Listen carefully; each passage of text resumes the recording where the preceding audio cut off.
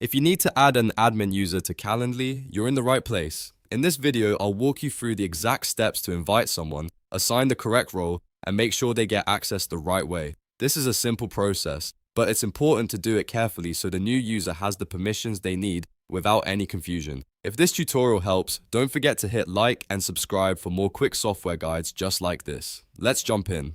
First, open Calendly in your browser and sign in using an account that already has admin privileges. This part matters because only an admin can invite new users and manage roles inside the admin settings. If you're signed in with a regular user account, you may not see the options we need.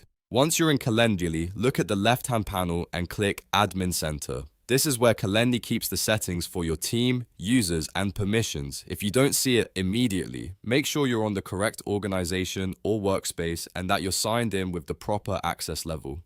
Inside the Admin Center, find and click Invite User. This opens the invitation flow for adding a new person to your Calendly account. Now, you'll need to enter the user's email address carefully. Double check the spelling before moving on, because the invitation will be sent to that exact address. After that, choose the role you want to assign. For this tutorial, select Admin if you want that user to have administrator permissions. Calendly may show a list of available roles, and it's a good idea to review them before continuing so you understand what access each role includes. If you're managing a team, this step is especially important because admin access can give someone control over settings, users, and account level features.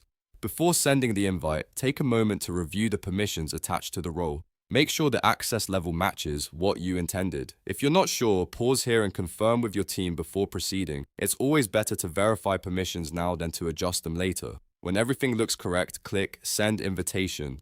Calendly will then send an email invitation to the user you entered. From there, the invited person needs to open their email and accept the invitation. Once they do that, they'll be added to your Calendly account with the role you selected. If the user says they didn't receive the email, ask them to check their spam or promotions folder first. You can also confirm that the email address was entered correctly and resend the invitation if needed. Small details like that can usually solve the issue quickly, and that's it. You've now learned how to add an admin user to Calendly in just a few steps. This is a great way to bring teammates into your workspace and keep your scheduling system organized. If this video was helpful, please give it a like, subscribe for more tutorials, and leave a comment if you want me to cover more Calendly features next. Thanks for watching, and I'll see you in the next one.